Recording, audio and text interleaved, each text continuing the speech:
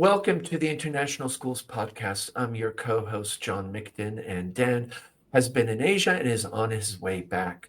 Uh, we've had many different guests, mostly focusing about school, and we've had some focusing about home. But one of the things, as you know, all of us navigate this accelerated change, and I was just talking to somebody recently saying that I read a lot about AI and I try to study about it and I do presentations, but I just never seem like I can catch up. It just feels like it's going so fast. It's sometimes hard to synthesize and digest this all. And when you think of the home environment, kids have access to all kinds of very powerful digital tools. And I think in international school settings, we have a far more affluent a group of parents. So kids are having these smartphones and iPads and quite powerful computers, and they navigate and play with these tools at home. And different homes have different parameters and different perspectives on what is appropriate and not appropriate, and how much parents are involved in guiding them. Then in schools, you have very busy teachers that have all kinds of things that they're engaging with, often driven by strategic plans. So they're real focus areas. And they often focus on curriculum and assessment and differentiation. And it might be a new building, or there might be a new math pedagogic approach, all these things happening. And then you got this layer where all this new stuff is coming out, the chat GPTs. Now we have AI agents being rolled out, and it's just nonstop. And one thing that I am really excited about is I've had the opportunity to reach out to two people that are doing work in this area. And I think that, and I know Dan would ask me to buy him a beer again because I'm going to use the word creative tension, which I always do. But what is that tension? What is that dynamic between the home and digital acceleration and digital adoption? And how do schools manage that digital adoption and digital acceleration when they have all these other very important pedagogic focuses? And how do you balance both of them? Well, today we're very fortunate because we have two wonderful guests and people that I have immense admiration for the work that they're doing. And if you haven't had a chance to go to their areas, remember in the show notes, they have shared their resources. So first of all, Heather Barnard, who's an educator consultant in digital wellness, and she does tech healthy families and does a lot of work with families and kind of navigating that digital consumption and digital ethics and digital citizenship. And also as an educator, has worked in international schools and does a lot of consulting. And then Tim Evans, who's the Learning Technologies and Data Coordinator at the American International School of Guangzhou. And Tim continually does very interesting things where he's bringing different tools together. He did a wonderful post about digital citizenship and Seesaw and AI. So Tim's always kind of pushing the boundaries. And the thing that I really appreciate about both of them, they're very, very generous, and you can often access what they're doing very easily if you follow them on LinkedIn, and they're always publishing and out there and presenting. So it's such a pleasure and a privilege to have you both here today to join us on International School Podcast. Heather and Tim, a warm welcome. Thank you, John.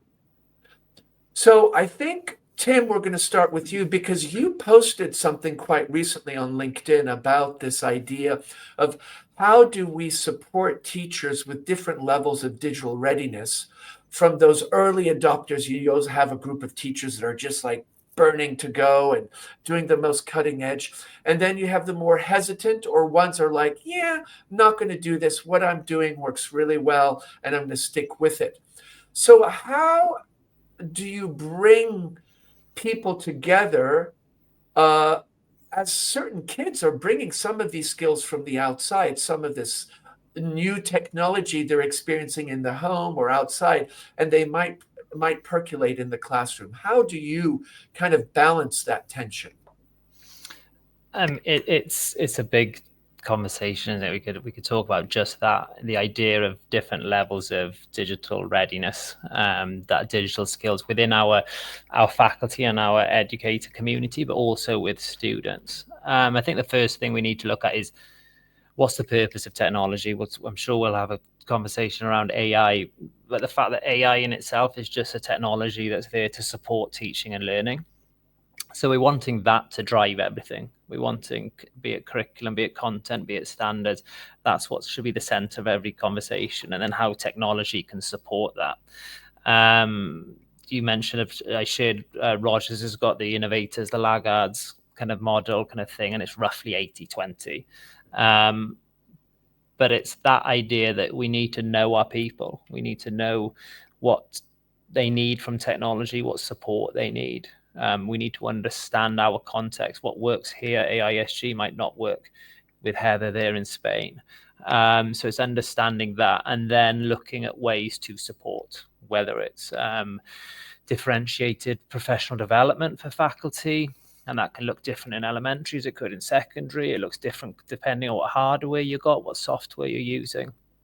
Is there opportunity to have various levels of support? We know this idea of digital champions. When Heather was in Singapore, it was Techsperts was one of the first schools to explore that idea of having students support the community, supporting their peers, but also supporting teachers and supporting parents and caregivers. So I think to answer the question, it's that idea of understanding how technology can support you.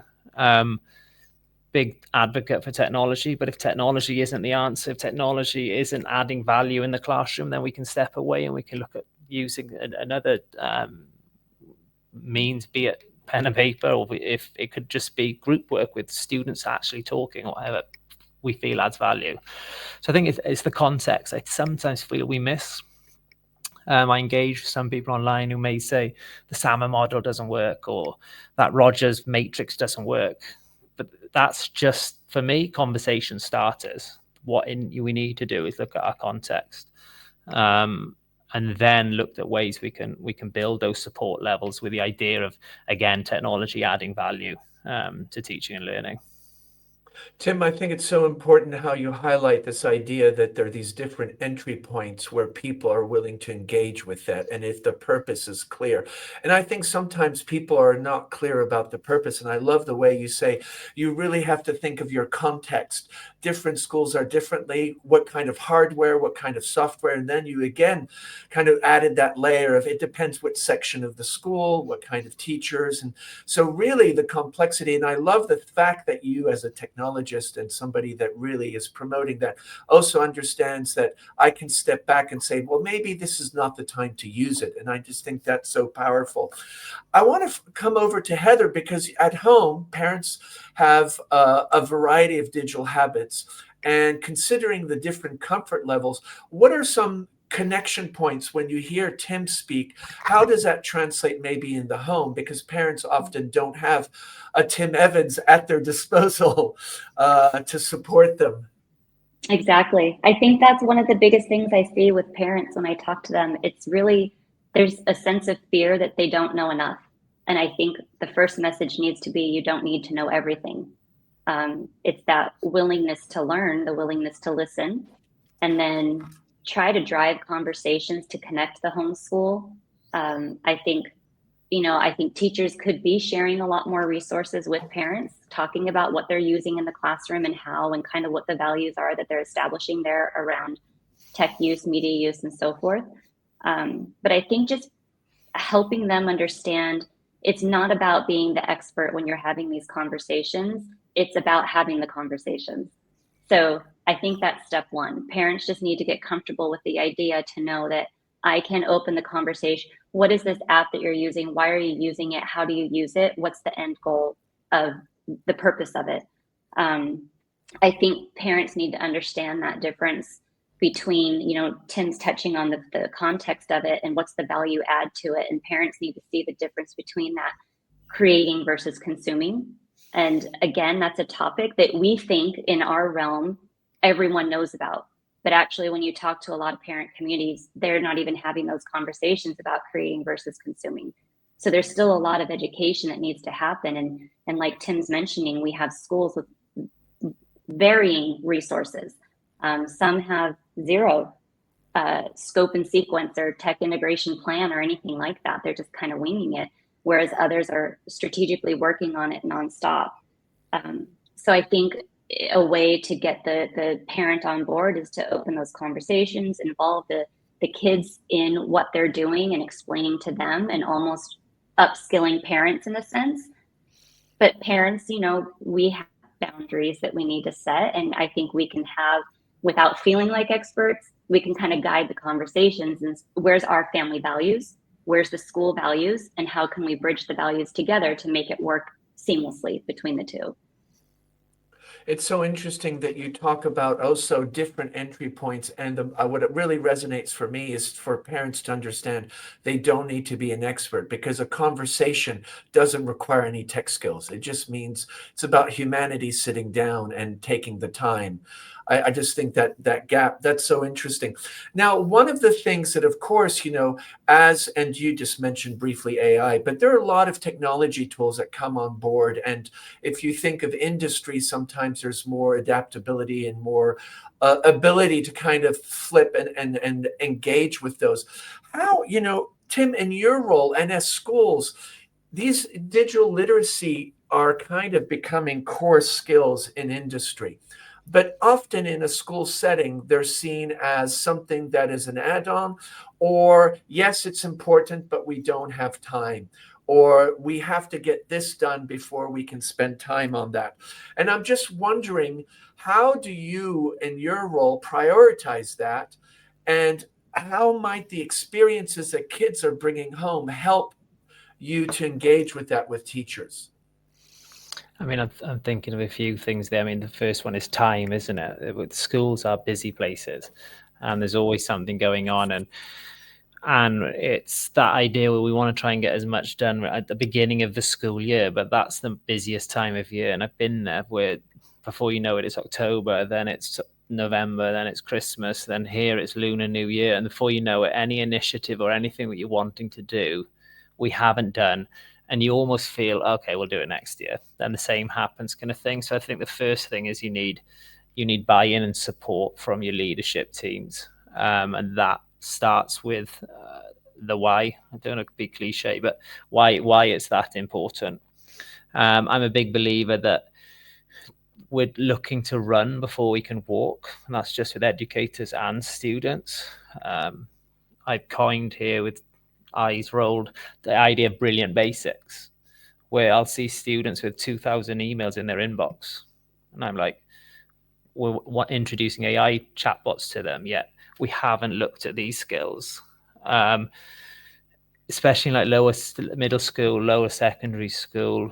They're skills that we think they're being picked up somewhere, but they're not actually being picked up. So we go from iPad to MacBook, from grade 5 to grade 6. Well, there's not a specific class in grade 6 where we can say that is where they're learning to manage their inbox, or that's where they're learning to manage their cloud storage. So that's where I come in then, and with support of department heads, where can we actually look to fit that in? The English department picking up word processing, that idea of integrating technology, is the advisors picking up the productivity piece. Elementary, to a certain degree, is easier because there's more flexibility in the time to integrate, because a lot of the subjects are led by the same teacher. But I do feel we need to look at those basic skills. That notion then for me is competence builds confidence to then go and explore more innovative tools. And again, it's time, making time, giving opportunity for advisors to pick up some of the stuff. There is the opportunity for assembly. I mean, we haven't spoken about digital citizenship yet, but assembly piece, can we have lunch and learns we offer lunch to educators to come in because it is their own time after school. Lots of newsletters. I like the idea of something to read, something to watch, something to listen to, just pushing it out so educators can, going back to that 80%. I mean, it's not as simple as this, but 8 out of 10 educators need the basics. And again, I repeat, it's not that simple, unfortunately. But it's that idea of making time and covering those basic skills, because a lot of educators are struggling with their cloud storage, with their sharing files, with managing their calendar, managing their inbox. And we're not talking about the teaching side of technology yet. We're not talking about using bots or using robots or coding or computational. We're talking about the basic skills. So I think it's time, John. Yeah, and I think that that time is kind of our Achilles heel, you know, it's the thing we never have time for is time.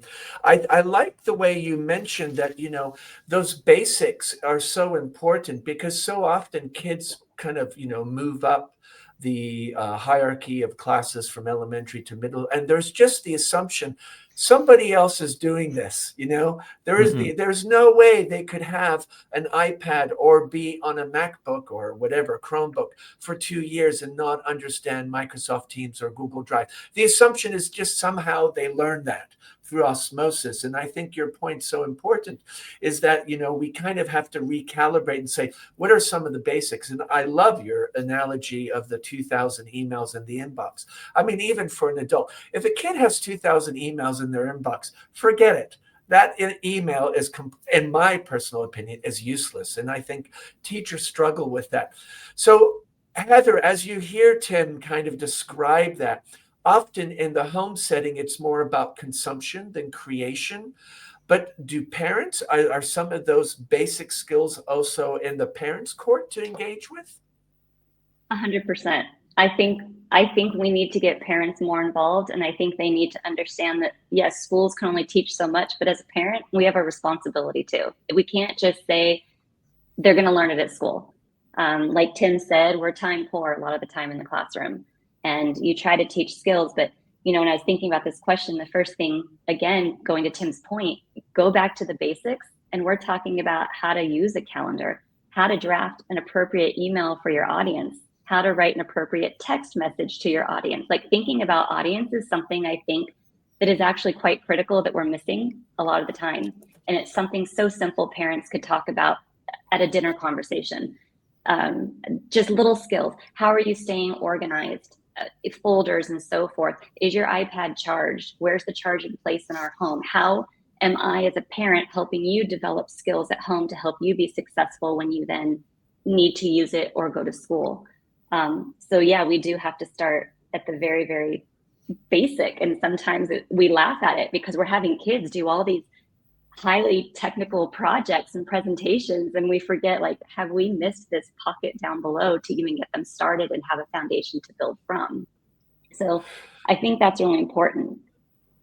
How often do you tell parents, because I love the way you said calendars and, you know, where is your iPad? But how often do you encourage parents to say, hey, I have a calendar at work or I manage my emails? Because most parents, and I would say in an international school setting, are in jobs that will require a high level of technology.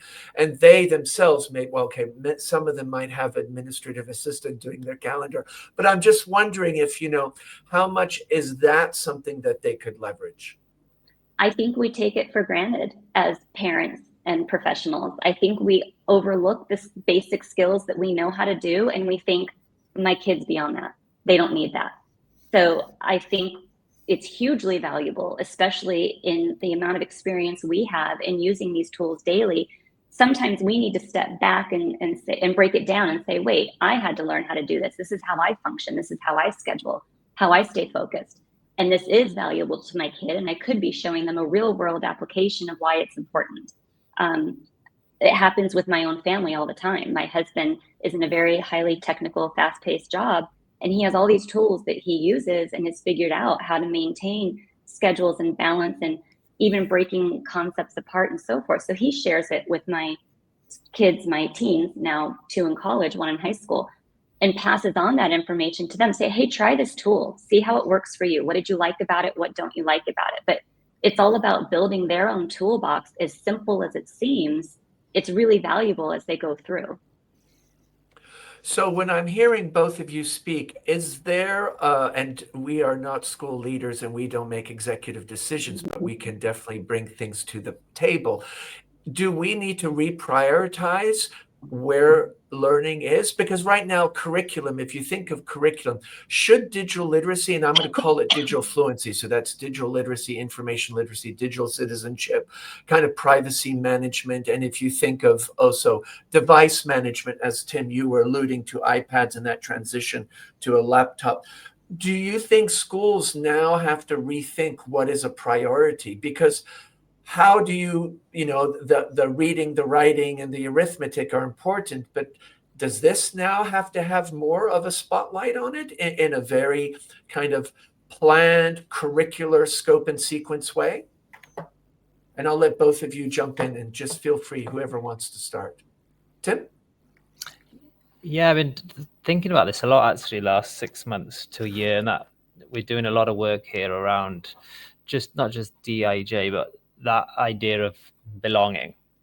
And I've been parts of some great professional development where we're looking at that holistically as whole school, and a lot of the conversation is around students being safe and secure. So I'm looking at that from a learning technologies lens. So I'm thinking, well, what does that actually mean for technology? And for me, it means that when students access technology, they feel safe, secure, confident. They belong in that space. So for me, that will then involve upskilling them to use the technology, educating them on how to use technology safely, and then you're allowing them to express themselves in that space. We use Microsoft Teams. We have a space there when they can learn to use chat groups, they can learn to send emails, they can learn to calendar and things like that within our safe space. So I think it is important. We need to look at it from not just this is tech lens. Our students interact, I would say, the majority of the time online. And we could possibly do more to support them on that journey and in that space. And I come back to that idea of it will just make them feel safer and more secure. And then they're in our school environment. We're learning then. We've seen the research behind that. If a student feels they belong, the learning should, and we hope will happen a little bit easier. I think it's interesting that you're using the premise of the DAJ work and about how do you feel safe and how are you safe? Because I think that's an entry point, or that's a kind of a very overarching topic that covers a lot of things. But safety is kind of the essential ingredient to why what we do at school. But parents send kids to school thinking, okay, it's going to be a safe environment. They're going to learn. There's going to be some social, emotional support, etc. So I really like the way you're saying, okay, if we're going to talk about kids being safe, what does that mean in the digital world, especially when there's so much online? Heather, does that translate in the home situation, those digital skills and feeling safe? And how much do parents have to maybe upskill themselves? Exactly. If I'm thinking of what Tim said, the things that were popping in my mind is one example. When I was in Singapore, we had parent sessions all the time. And again, I take for granted how little a lot of parents know and understand about what their kids are doing online. So they're not feeling safe. They don't feel safe to ask the questions. They don't feel safe to interact with their kids about technology. They may not even feel safe enough to approach the teachers or the staff to ask for help and to be upskilled. So I think we have to broaden that circle of feeling safe to include not just the students, but parents need that support as well to feel safe and have the conversations and upskill themselves to be able to do more. And teachers as well. We assume that if a teacher's working in a high-tech school, that they feel safe. And a lot of teachers still need a lot of not hand-holding, but they need people to show them and how it works. And they need to build up their comfort level so that they can then use it in the classroom. But I think also a lot of students know a lot. So teachers need to feel safe in asking students for help as well. Show me how to use this. How are you using it in this application and so forth. So I think the circle of safety has to include everybody. And everyone needs to be upskilled together. But we need to make sure, again, that bridge is happening at home, because I think we try and we might send out a newsletter and assume everyone reads the newsletter, but it often goes into the trash. I don't have time to do that. So like Tim was saying earlier, he liked the idea of having something to read, something to watch. And I think parents need bite-sized information that's quick and easy to consume. So just little upskilling tidbits that's video or audio or something that could help them learn while they can practice with their kids. And I like this idea of always coming back to this bite-sized information. And it's so true. If you think of a parent, and both of you, or we all have been parents or are parents with international school students, is sometimes the over information, I call it, is just there's just too much. And which do you pick or not? And I know in the work with parents that I do, they often complain like, well, what am I didn't see that, or there were 10 of them. Who is important? There's the campus newsletter, there's a section newsletter, there's a grade newsletter. And I think all that just becomes overwhelming in so many ways. Do you think that kids live in a parallel world? So they have the digital world of school and the digital world that they live in, that of social media, maybe online games, maybe communities that they're involved with, their groups. And those two parallel worlds, can they meet somewhere? Are they so different that there's always going to be this gap? I'm curious. And maybe, Heather, you can start with that.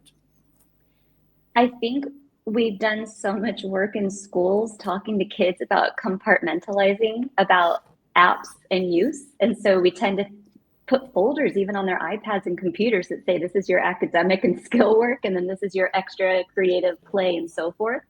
So I think, yes, they've been set up as parallel worlds, but I think they can come together. And I think teachers and schools could use in classroom settings real life examples. Talk about what you like in your social media world and what communication means there. What messages are you getting across, and how can we put that into an academic setting? Maybe you make an Instagram wall about a historical timeline or something that has to do integrating it into the academics, but I think they're parallel. I think there still needs to remain separation.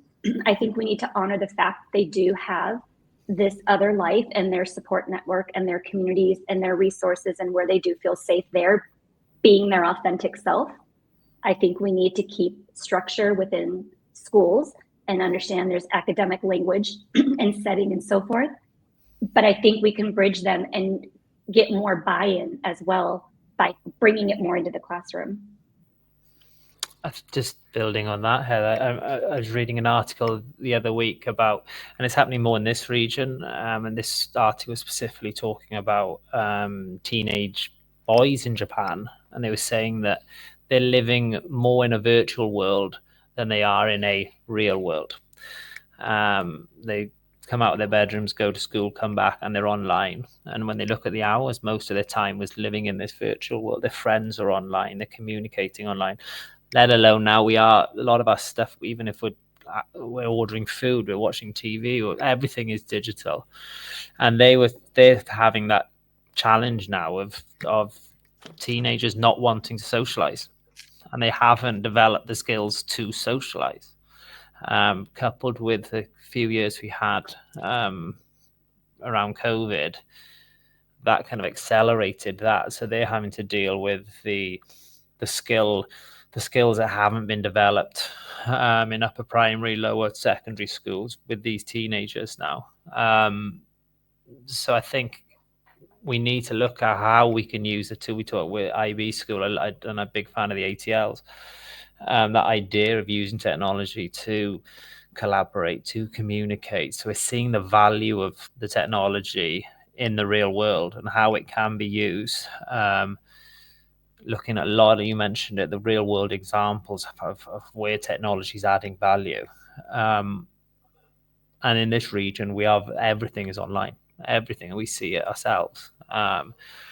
Two young girls would just be walking down the street, and even walking down the street, we see people on the phones, we see people on the scooters driving around looking at their phone.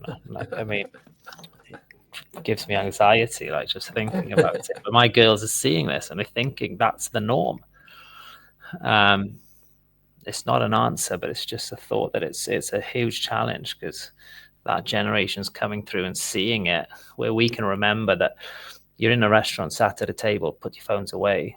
But as a 5-year-old who goes into a restaurant and sees everyone on their phone, they think it's the norm, let alone what's going on online. Do you mean it's that kind of that disconnect? We need to ensure there's plenty of opportunity to be offline. Heather? Right.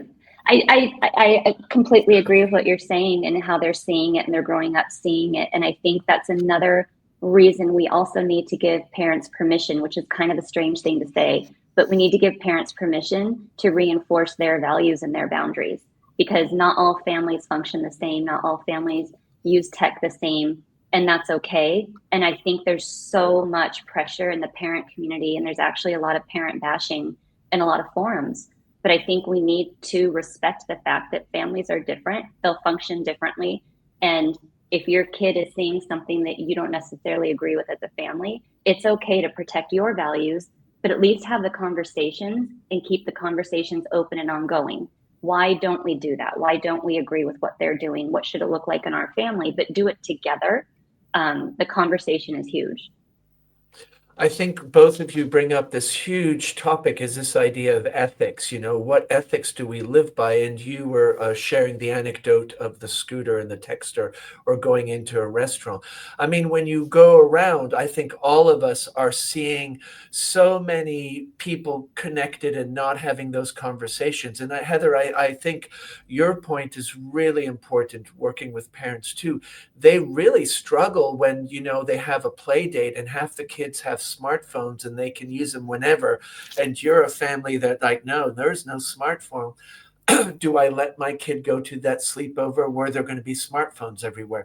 And those things are so hard. And I think in school too, because you have teachers also that might be more like, no, there's going to be no technology in my classroom. Or even schools or leaders say, you know what, we're not going to engage with tech. We're just going to keep it out. And kind of this ethical tension.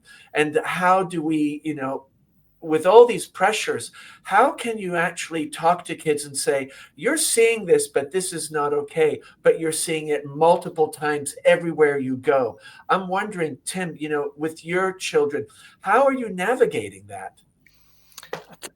You've got me thinking. A couple of years ago, and I was in the park with my daughter during COVID. We would just go to the park. It was the only time we could really get some exercise or something.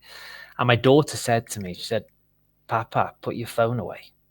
And it destroyed me. It was literally, I'm like, she spotted this. Do you know what I mean? Like, even if I'm at the park, but I wasn't present, kind of thing. And it was really, it's like, I'm still thinking about it, kind of thing. I went and I treated myself to a nice watch, like a traditional watch, like not a smart watch. So then on a Friday, I put that watch on. And that's because I was finding I've got it on now, it vibrates. And, so I wasn't always there. Even if I'm sat at the dinner table, just you're looking down at it, kind of thing. So I did all that. And I think we need to just try our best. It's hard. It's hard for people. It's hard for me who's in education. I understand the effects this is having. So I'm then trying to put myself in the picture, in the shoes of a parent who hasn't had access to this information. It's a big challenge. I think we need to do as much as we can to support. There's young families in our community and some of them are those digital natives. They've come through that as well, so they cannot remember. And there's some young families. I mean, like families in their 20s who were teenagers 5 years ago, kind of thing. So it's a big challenge, and I think we need to offer as much support as we can. It's hard then because we have the same here, Heather. We have the caregiver coffees here, and it's the same 20, 30, 40 faces we see when we've got 2,000 parents and caregivers in the community. So there are emails going that are getting lost. I mean, it's not a reason to stop doing it, but it is. We're not engaging with as many people as we'd hope we would. Heather? You were talking about the park situation, and mine are 16, 18, and 20. And everyone thinks, oh, you're over it, you're done. But it's a daily constant thing. Even though they're in college, I'm still sending reminders. I'm still talking about how are you balancing your time? What are you doing for focus? It doesn't seem to go away yet, which is okay because I can still talk about it. But if they see me on my phone at a certain point, I get called out. Like, they'll just blurt out, you're a screenager. And I'm like, well, okay, but yes, I'm having a moment here. But I think that's another thing that I talk to parents about that's important. If you're doing something on your phone or device, show them. Talk about what you're doing, why you're on it, what's happening. And it's okay to say, you're right, I'm sitting here scrolling, I'm looking at baking recipes, I'm just enjoying a moment. Have the conversation. It doesn't have to be targeted, negative, accusatory. Just have conversations, because I think that's where I've gotten to with my own kids. And parents are always asking me, how do you do it? It's just, I have talked about it so much. Whether or not they roll their eyes, they hear it. We think they're like, be quiet. I don't want to hear this. I hear the same thing at school. But if they're consistently hearing messages at school, at home, and whatnot, it's in there. They do begin to realize. And I think we kind of fear and have a lot of fear around it. But I had a lot of fear about my son going to college and thinking, you're a massive gamer. And here I am, this digital wellness expert, and my son is a huge gamer. And I worried, would you be able to balance? But I realized I had taught him a lot of skills, and he was hearing things, and he did balance. He didn't game the whole time like I assumed he would. He realized I do have to do academics. It's a different, structure here in college. So again, I always come back to conversation, but I think that's the key to so much of this. And like Tim with the coffee mornings, getting more parents involved is so hard. But again, I think there's that fear. It's a fear of, I don't even know enough to attend. I don't really know what they're talking about. Language barriers we deal with around the world, international schools. But I think we just have to keep talking about it. We can't just say, oh, there's not a good turnout, we're going to stop. Yeah, I think that's so important in this repetition. And Tim, your anecdote's very powerful, and how, you actually went to buy an old style watch is so interesting. Myself as an adult, I actually buy print. I love The Economist. I spend an inordinate amount of time on the print version, because I just find when I read it, I'm reading it with more purpose and it's more meaningful than if I have it on the app. And I've turned off all notifications. And, it is, even as an adult, as a grown adult, it's challenging to kind of have a balanced media diet. So you can, as you say, both of you, just, how do kids notice it? And I think, Heather, your point where you keep saying it does matter to keep having those conversations, and at some point they're going to connect.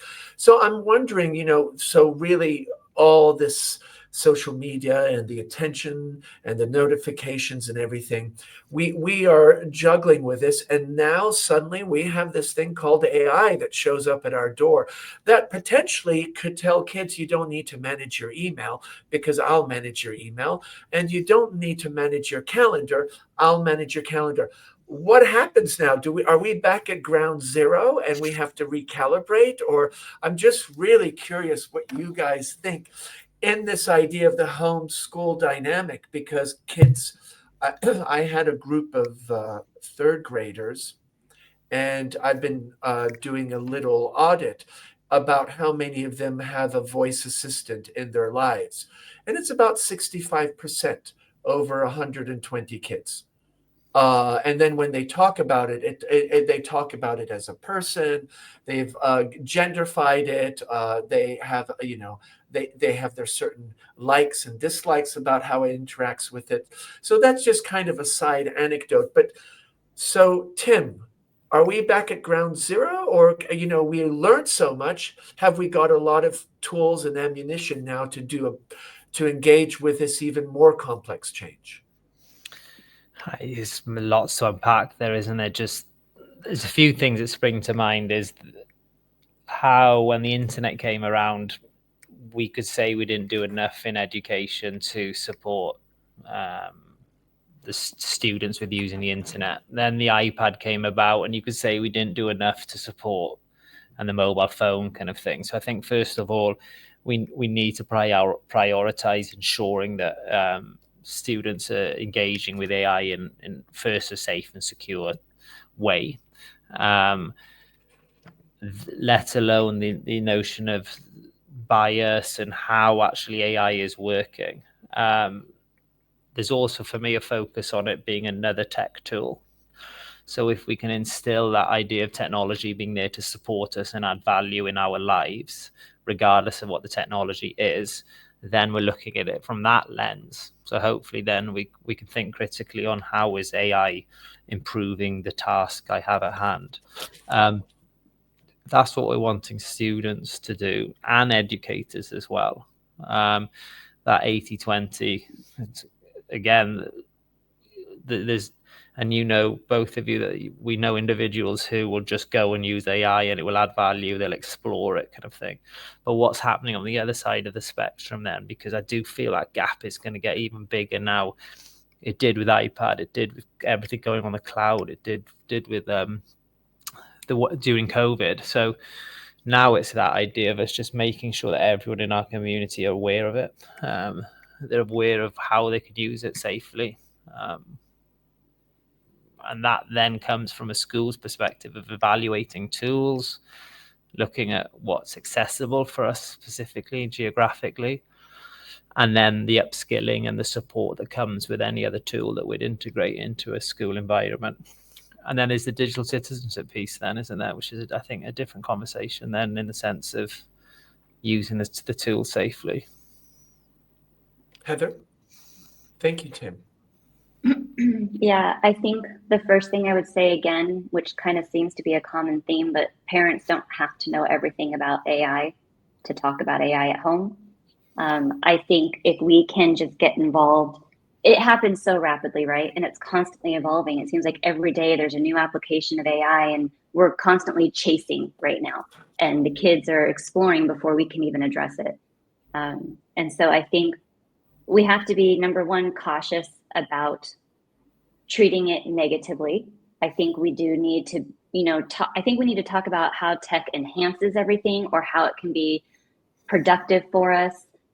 Use it as a tool like brainstorming. So at home, a parent could easily look at what's for homework. Okay, well, let's use ChatGPT and let's do some brainstorming. But I think one of the bigger things, like Tim addressed, is the ethics and the implications that can come from it. How are we reacting to it? I think is one of those questions that's going to go on for a long time, because I think a lot of teachers still, even at my own kids' schools, they're still saying, don't use it. It's not allowed. And it's hard for me to sit in that room of parents at a teacher session when someone's saying, don't use it, it's not allowed. And I'm thinking, well, why aren't you helping them understand how to use it in a beneficial way?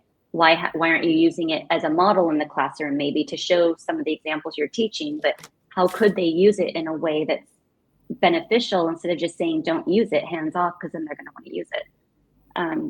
I think we have a long way to go, and I think it's hard in schools, and Tim's got quite the job, doing this and rolling it out and helping everyone feel comfortable in using it. But at home, I think it's still a very, very sticky topic. I don't think a lot of parents are familiar with a lot of the tools. I don't think a lot of parents know that there's AI assistive tools in the apps their kids are using.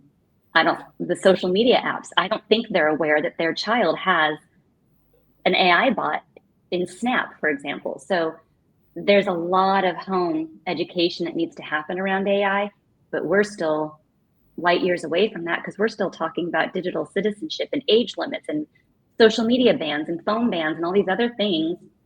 And then now let's load AI onto the parent. Wow. And Tim, thank you, Heather. Tim, you talked about this gap, and you actually, this is on YouTube, but most people listen to us, and you kind of showed your hand separate the ocean in some ways. And I thought it was just quite powerful, that physical movement you did, because that gap, it seemed as you were sharing it, there was a sense of concern. And I think maybe, Heather, you can add to this too. What happens if we continue having this digital divide within our schools? So you have your teachers that are willing to engage with it, teachers that aren't, and maybe schools being more agnostic and saying, yeah, we're not going to really jump on any side. We're going to kind of keep that middle ground. And it's fine if some teachers don't adopt it and some do. And that gap becomes bigger. What are some of your challenges that you see if schools allow that to happen, or as it's happening, what are you seeing some of the challenges that teachers are dealing with? And then Heather, maybe you can talk to us from the home lens.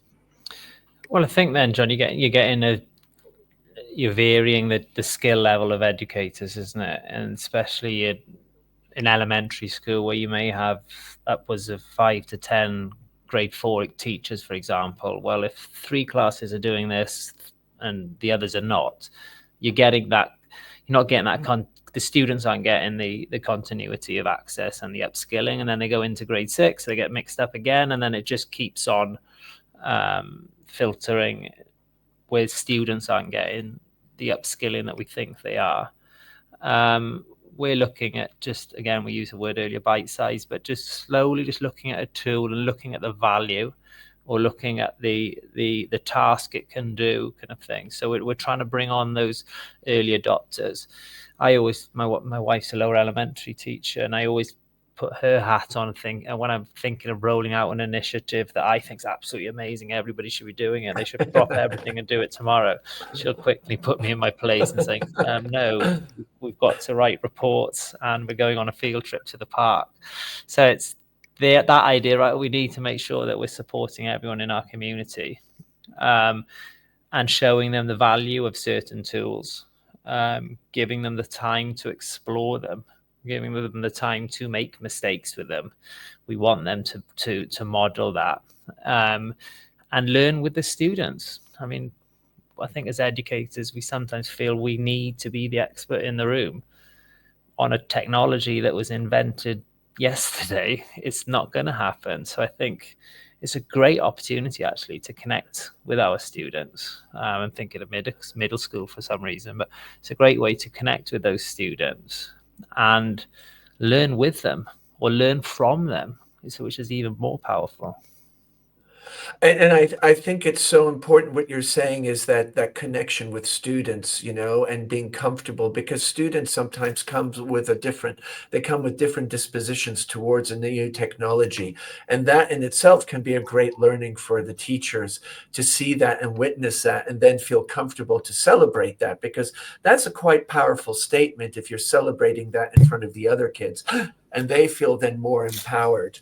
And I think also I love your how you mentioned your wife and just the reality. No, report cards and we're going to the park. That's just so true, is that in a school day, it's so jam-packed with what I call this organizational shrapnel. It's all that stuff that, a kid didn't come back from recess or a kid's sick. And, you're just always juggling. If you have 20 kids, 25, you're just juggling so much. And this kid is not meant to take the bus, but go to a sleepover. Where do you fit AI literacy into that conversation? So I think those things that you're bringing up are so true and really poignant for us to think about as we explore this digital divide.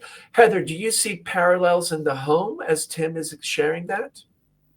Yeah, especially co-learning and co-viewing. I'm a big proponent of that, for parents to be okay to say, let's try this out together, or show me how this works. What do you do with this?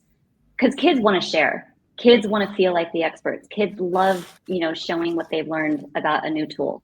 So I think if we could do more of that co-learning, co-sharing together, co-viewing, whatever, I think not only are parents going to learn, again, you're having the conversation, so there's not a bridge separating, like Tim said, right? You're keeping the conversation going. Learn together, explore together, get creative with it, get curious with it, try different prompts together, see what happens. But I think, again, if we can keep the conversation going in the home, it's not going to stop. So there's not going to be a big divide. I think it becomes a natural thing to happen. Like, okay, mom or dad wants to talk to me again about this. Sure, I'll talk about it, which is fine as a teenager. That's what we want. That's probably as much as you're going to get from a teenager, but at least they're doing it, and at least they're responding and they're showing you what they're doing. So I think both can learn from each other. And again, we can't take for granted that a lot of parents in their professions have AI tools in their businesses. My husband has a big one in their company. So again, show your kids how you use it. How is it being used in your company? What parameters do you have around it? How is it helping? What are the concerns maybe the company has around it, or individual people? So I think it's the same kind of thing happening. Go small, do it together, show examples, and again, we're all going through this together right now because it's rapid. It's coming at us fast. So we're all learning together. I like that both of you are really saying it's about working together with the students at school and working with the kids at home, having those shared conversations and being willing to have those shared experiences. As Heather, you said, play around, try it out. And Tim, telling us, well, let the kids try it. And if you don't know, let the kids teach you. That kind of really, I think, is so powerful. And it's really about agency. And if we look at the IB and a lot of the curriculums, we're always talking about student agency. What better platform is than to have those shared conversations? Tim, you've been involved with digital citizenship, digital literacy in many different schools over many years. You've implemented programs, you've curated, you're a leader. Is this one different or is it just the same, but a different color? It's different. I think it's more mainstream. Everybody's talking about it. I'll never forget it. 2 years ago, came back after the Christmas break, and I remember that first day someone came up to me and says, "Oh, have you heard of ChatGPT?" And I'm like, "Yes." And then I saw someone else walking towards me who would never talk to me about tech and saying, "Oh, I need to speak to you." And I'm like, everyone was talking about it. It's different in that aspect, but at the same time, it's another technology. We've been here before with mobile devices. We've been here before with the internet. We'll get through it. Of course we will. We just need to ensure that it's adding value. I keep saying here, AI should enable learning and not skip it. So we just need to bear that in mind. It's not easy. And again, it comes down to conversations. Everyone in our community needs support with it, from educators to the home to students. So I do think it's a big challenge, and everybody's talking about it, which I don't think helps with being completely being updated, and there's new things coming out all the time, which can a buzz kind of thing that can get out of control a little bit, but we're just trying to calm people down within our context. How does it support us? That's our concern within this classroom. How can AI support us? And then there's also that digital citizenship piece around the safety, security, the bias, the privacy, the data. Where's the information coming from as well? Tim, you bring up a really important point, is that we need to think how it's more the collaborator than the leader. So making sure the human is at the center, that human conversation between the kid, the student, and the teacher and the educator is at forefront, and the AI is an enabler to help, but it's not the thing that you go to and let it do it and then you react. Is that kind of your thinking? Because absolutely resonates. And it's hard as an adult. Do you know what I mean? I mean, lazy is the wrong word, but we if we can do something, get away with using technology to make life easier, we will do it, kind of thing. We're naturally like that, and I think we're getting more like that. So we can't expect a teenager to be any different. And they're possibly more tech savvy as well, so they'll be doing it at any opportunity they get. We just need them to be conscious of the decisions that they're making, with the hope that they will make the right decision, and we need to support them. We need to educate them on that. So it's on us to do that. We need to dedicate time and resources to that. It's interesting how you say you're as adults, we're also looking for shortcuts. And you can imagine if you're a teacher and you have 50 emails and 3 of them are very difficult and, emotion laden emails. Well, what better thing than to go to Gemini or Chat or Claude and say, please help me. And so you do get the shortcuts, how it's enticing, and it becomes kind of, no, I would say addictive, but it becomes a very helpful convenience.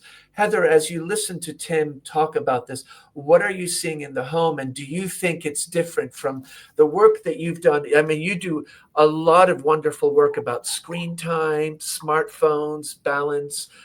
You've done work about having journals with parents and kids. Is this different for you? I think it's different because it's very mainstream, like Tim said. It's everywhere. You read about it in headlines, it's in the news, it's everywhere. And so it's something that affects the adults and the kids at the same time. It's something that affects corporations and companies the parents are working in. So I think it's a very different thing, because if you look at digital citizenship, not all schools even have a program. A lot of parents don't even know what digital citizenship means. They don't know, if you look at common sense, they don't know all the umbrella parts to digital citizenship. So that's still kind of an unknown. Digital wellness is new. So that's even harder to get out there. It's not a very common thing yet. But AI, it's everywhere and everyone's talking about it. So it has the focus of parents and kids at the same time. And I think both are using it, and both are trying to have conversations about it. Meanwhile, schools are trying to figure it out and how to train their kids on it. So it's going unlike digital citizenship and digital wellness, it's going across all three: parents, schools, and students, which is very different and very challenging. Like Tim said, we're all learning together and trying to figure it out together. Yeah, absolutely.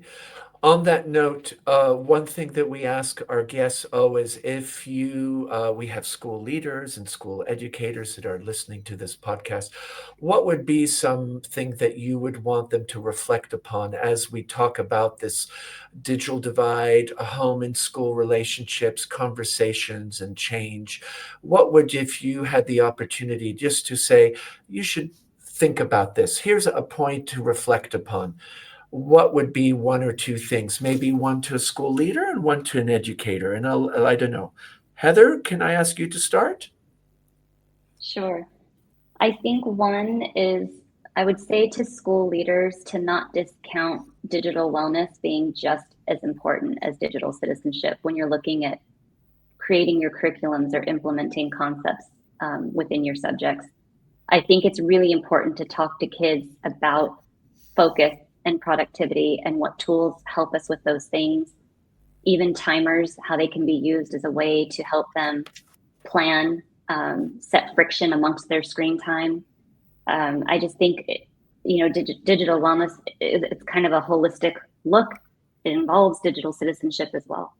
And then if you're a teacher, just practicing things within the classroom. I did the 20-20-20 rule with my kids all the time because we were a one-to-one device school. So for every 20 minutes you're on it, you're looking 20 feet away for 20 seconds. But I would also say stand up just to get the movement.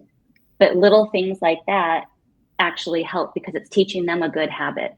So I think if we can just find ways to do simple things in the classroom that aren't taking away from your teaching time at all, I think it's just important to set them up with those tiny habits that can build on to each other and create a bigger, result in their life ongoing. Thank you. Tim?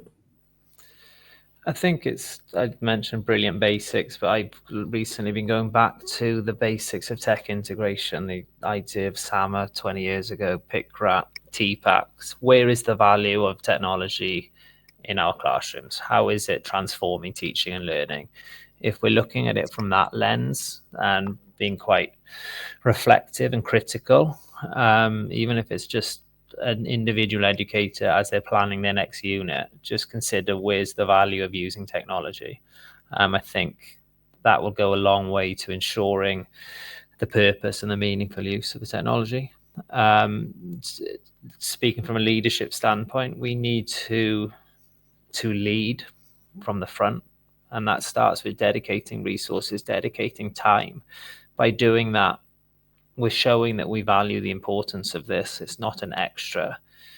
I always go back to the idea of there's a bucket there of capacity, and that bucket's already full. We can't just keep throwing, right, here's go and upskill yourself on AI, bang in the bucket, there it goes, because it won't either get in there or it just won't happen. So whether that's taking something out to put something in kind of thing, so making sure that there is dedicated time to learn, to process, to explore, and at the same time get feedback then, because we need feedback from the teachers of the value that technology should be using. Thank you, Tim. Thank you both. This has just been such a wonderful opportunity to hear you and just sharing all the different ideas and reflections. I just want to remind our audience, Heather is an educator consultant, and do go and see techhealthyfamilies.com, www.techhealthyfamilies.com. It's just amazing what you generate and how thoughtful your resources are, Heather. So thank you. And then Tim Evans, Learning Technologies and Data Coordinator at the American School of Guangzhou. And if you're not following him on LinkedIn, you need to follow him. Tim, I need to thank you because you share so generously, and it's so thoughtful, and you put a lot of time and effort into making sure other people can tap into the learning that you're gaining. So thank you both for being part of the International School Podcast. Thank you to our audience. Again, we have more and more subscribers, and last week we had a heap of people that commented on the conversation we had with our neuromanagement coach and psychiatrist about disconnecting and not being on a device, and that seemed to really generate a lot of comments and share out. So we really appreciate every time you share, and any comments that you share to us, we take those really seriously and appreciate getting your feedback. As we say every time, we're getting in the habit of it. If you like the type of guests that we get to spend time with, and do you think this podcast is of interest, do like it, and then that way we can get more and more interesting guests like Heather and Tim to join us on this conversation. Thank you again, Heather and Tim, for all that you do in your spaces, and look forward to having a conversation sooner than later.